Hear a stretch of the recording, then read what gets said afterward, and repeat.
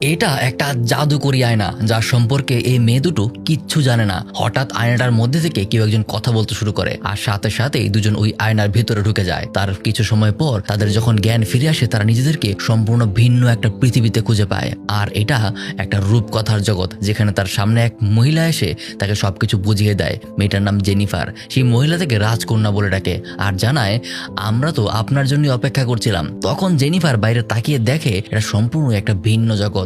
সবকিছু কিভাবে যেন পরিবর্তিত হয়ে গেছে আর এটা একটা রাজপ্রাসাদ। সেই মহিলা তাকে বলে, অবশেষে আপনি এসেছেন, আপনি আমাদেরকে বাঁচাতে এসেছেন। কিন্তু জেনিফার কিছুই বুঝে উঠতে পারে না। জিজ্ঞাসা করলে সেই মহিলা তাকে জানায়, আসলে আজ থেকে 25 বছর আগে নাকি এক দুষ্টু রাজা তাদের রাজ্য দখল করে নিয়েছিল। সে ফাউন্টেন অফ ইউথ নামের একটা জাদুকরি পানি খেয়ে চির অমর হয়ে গেছে আর এই রাজ্যের সবাইকে সে নিজের স্বার্থে অত্যাচার করছে। তবে 20 বছর আগে এক ডাইনি একটা আয়না তৈরি করেছিল আর বলেছিল কোনো না কোনো সময় এই আয়না দিয়ে তাদের জন্য একটা রক্ষাকারী আসবে আর সেই তাদের রাজ্যকে সেই রাজার হাত থেকে মুক্ত করবে। কিন্তু এই সবকিছুই জেনিফারের একদম মাথার উপর দিয়ে যায়। ঠিক তখনই জেনিফার তার বান্ধবীকে ওইখানে দেখতে পায়। আসলে তখন ওই ঘটনায় জেনিফারের সাথে সাথে তার বান্ধবীও আয়নার ভেতর চলে এসেছিল আর এখন সেই মহিলা তাদেরকে জানায় তাদেরকে আবারও নিজের জগতে ফিরে যেতে হলে এই রাজ্যকে সেই রাজার অভিশাপ থেকে মুক্ত করতে হবে। তাই এবার তাদের হাতে আর কোনো উপায় থাকলো না। এজন্য জেনিফার সেই মহিলার কাছে ওই ডাইনির ঠিকানাটা চায় যে এই ভবিষ্যৎবাণীটা করেছিল। তারপর ঠিকানা নিয়ে তাদের রাজপ্রাসাদের এক চাকরকে সাথে নিয়ে তারা রওনা হয় সেই ঠিকানায়। সেই জায়গাটা একটা বিশাল ঘন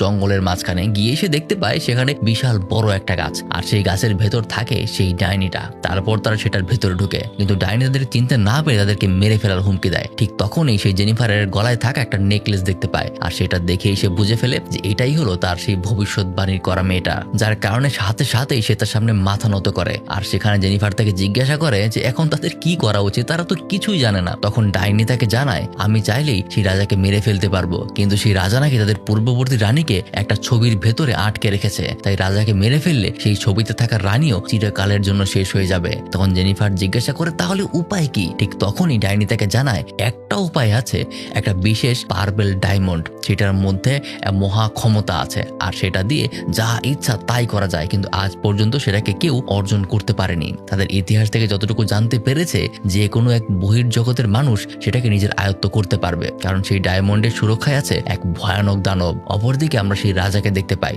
রাজার বয়স খুব কম মনে হচ্ছে কারণ সে ফাউন্টেন অফ ইউথ নামের একটা বিশেষ অমরত্বের পানি পান করেছে, যার কারণে সবসময় তার বয়স কম থাকে। এদিকে সবকিছু বুঝে নিয়ে ডাইনির থেকে একটা জাদুকরি কার্পেট সাথে করে সে তার প্রাসাদের ওই ছেলেকে নিয়ে বেরিয়ে পড়ে আর এক সময় তারা ওই পার্পল ডায়মন্ডের জায়গায় পৌঁছেও যায়, কিন্তু ছেলেটা তার সাথে যাবে না, তাকে এখান থেকে একাই যেতে হবে। তারপর সাবধানে জেনিফার সামনে এগোয়। ভেতরে সমস্ত জায়গাটাই কেমন যেন একটা ভয়ানক পরিবেশ